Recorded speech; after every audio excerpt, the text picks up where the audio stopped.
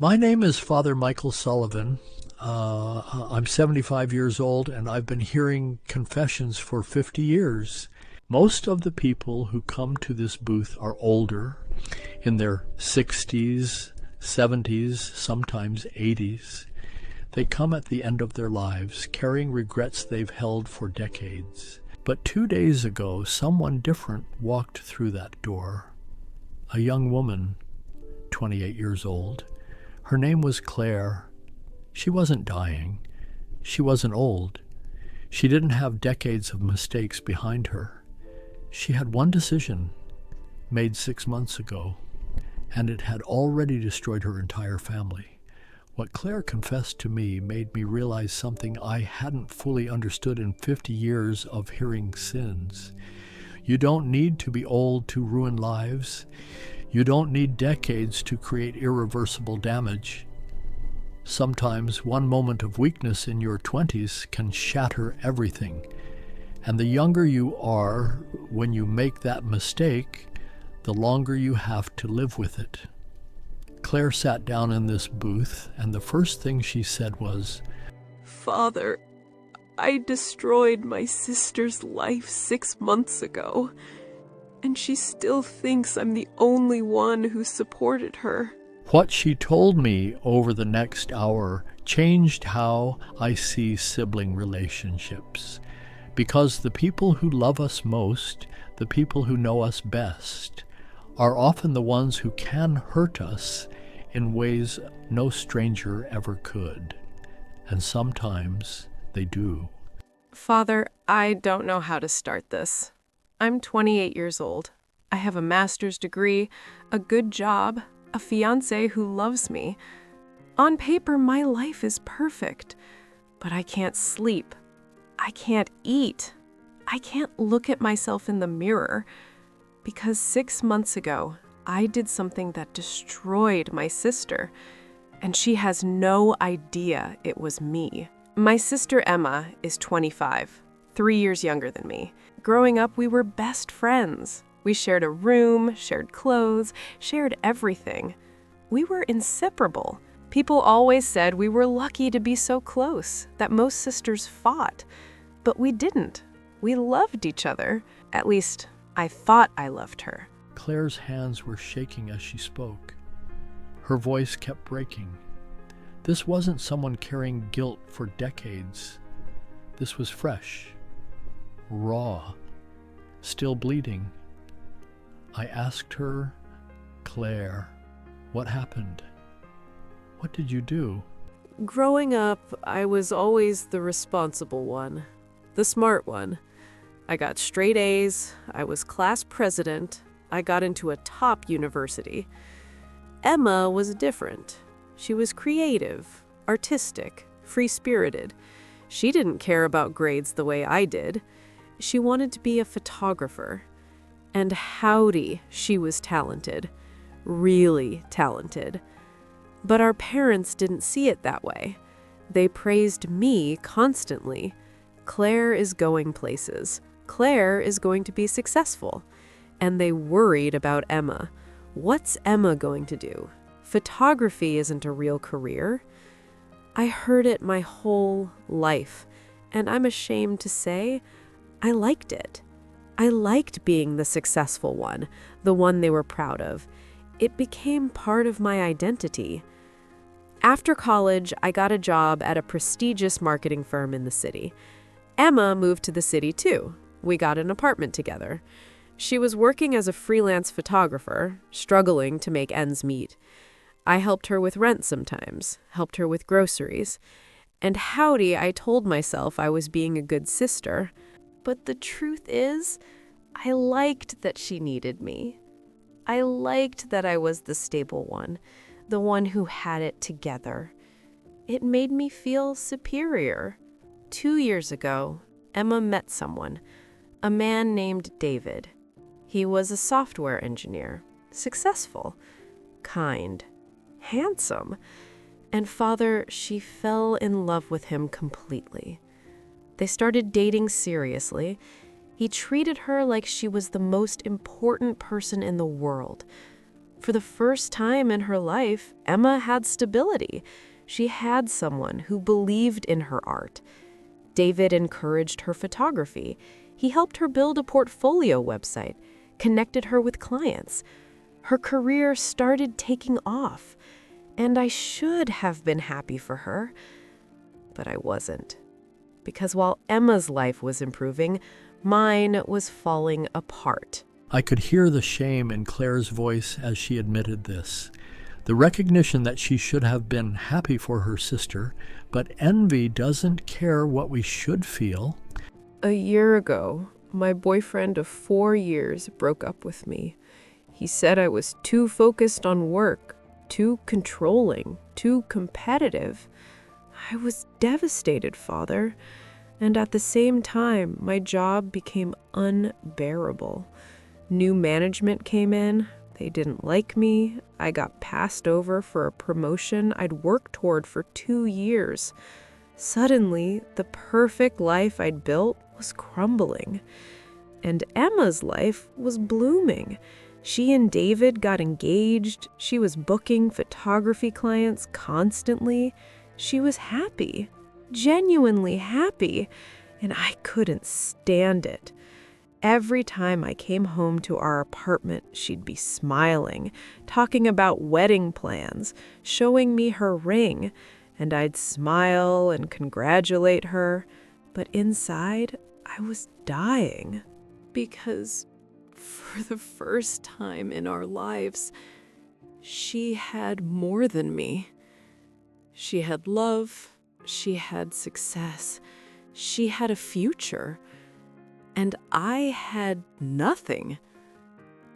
6 months ago, David told Emma he wanted to introduce her to his parents. It was a big deal, a formal dinner at their house. Emma was so nervous. She wanted everything to be perfect. She bought a new dress, she practiced what she'd say.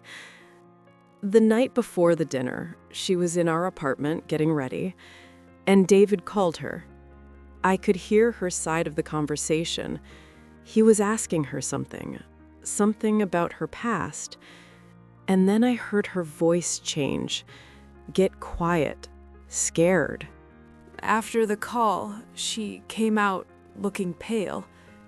She told me that David's parents were very traditional, conservative, and David had asked her if there was anything in her past they should know about.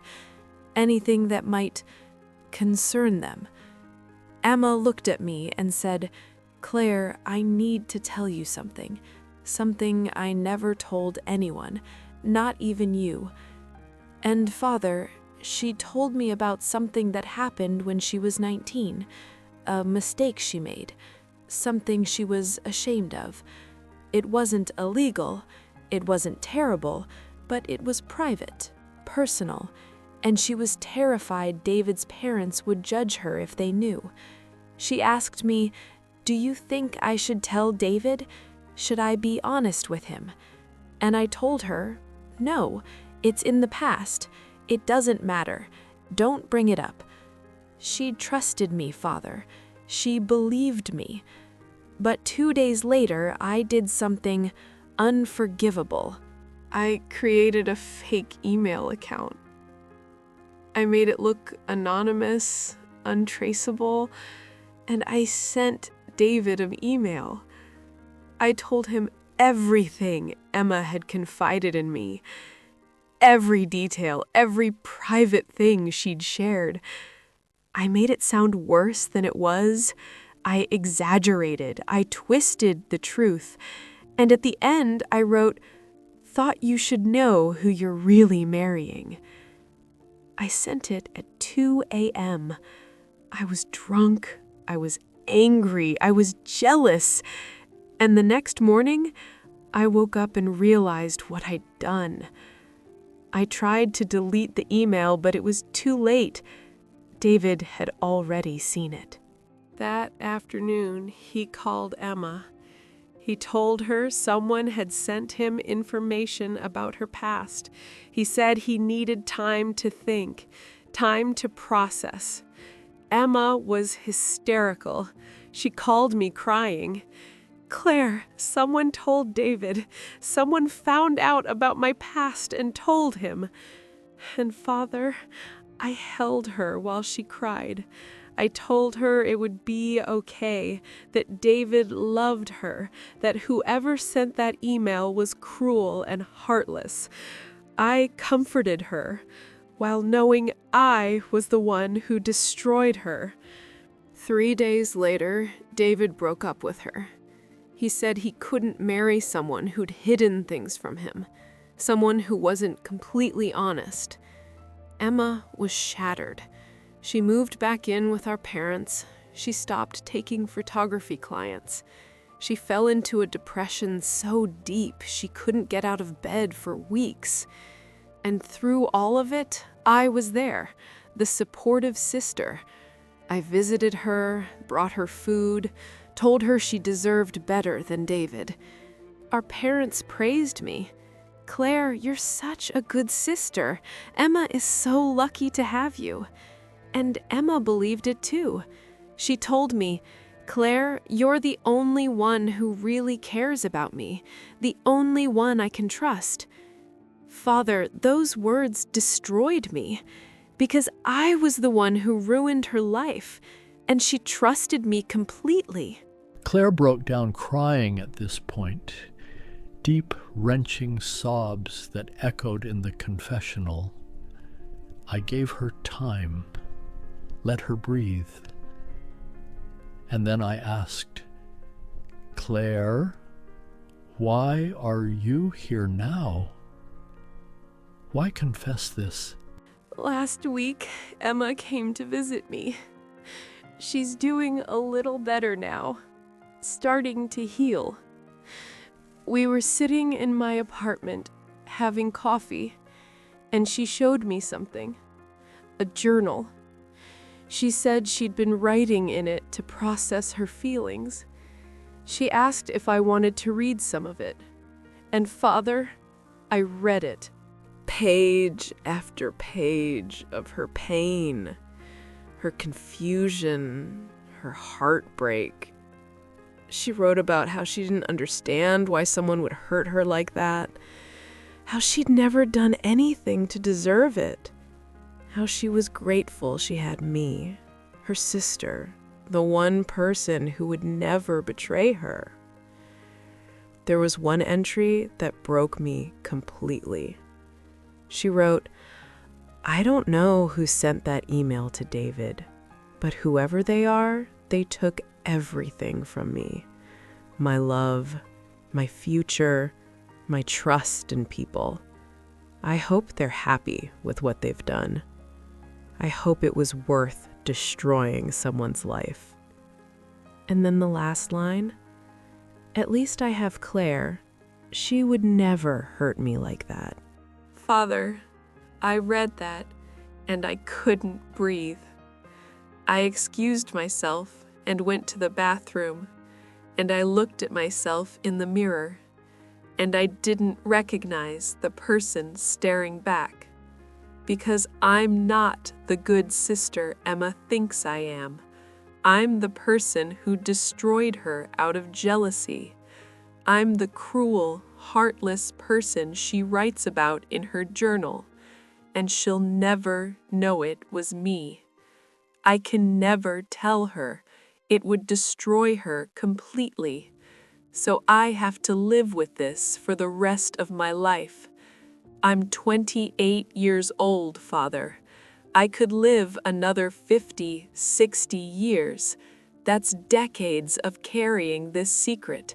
Decades of pretending to be the good sister. Decades of her trusting me when I'm the one who betrayed her. Claire looked at me through the screen, tears streaming down her face.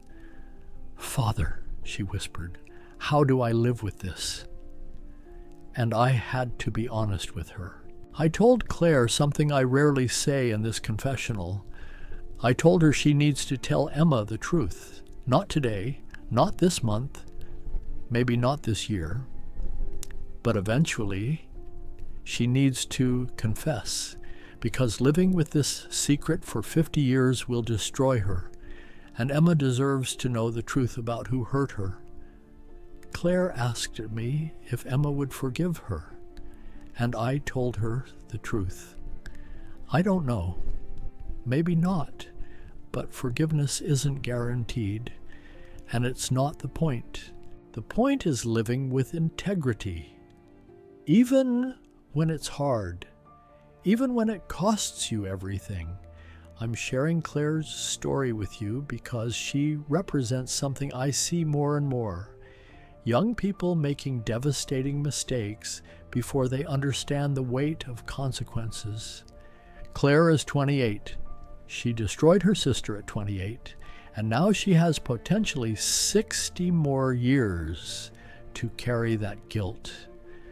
The older confessions I hear, people have 10, 15, maybe 20 years left to carry their regrets. But Claire, she's just beginning. Here's what I need you to understand. The mistakes you make in your 20s don't disappear because you're young. They compound. They grow. They follow you. Every year you carry a secret, it gets heavier. Every lie you tell, you have to remember. Every person you betray, you have to face. And the worst part? The people closest to you are the ones you can hurt most deeply. Emma trusted Claire completely. That trust made the betrayal infinitely worse. If you're carrying a secret that's hurting someone you love, deal with it now. Not in 10 years, not in 20 years. Now. Because Claire is 28, carrying a 6-month-old secret, and it's already destroying her. Imagine carrying it for 30 years, 40 years, 50 years. Don't create a hell you'll have to live in for the rest of your life. If you've betrayed someone, confess. Face the consequences. It might cost you the relationship. It might cost you everything. But it's better than spending the next 50 years pretending to be someone you're not. Claire left this confessional with one task: find the courage to tell Emma the truth. I don't know if she will. I don't know if she can. But I know that secret will eat her alive if she doesn't. This channel exists to share these truths, these warnings. If Claire's story resonates with you, if you're carrying a secret that's destroying you, subscribe, turn on notifications. There are more confessions coming, more warnings that need to be heard. And if you're young and you think you have time to fix your mistakes later, you don't. The time to act is now, before 6 months becomes 6 years, before 6 years becomes 60. The clock is ticking. What secret are you carrying?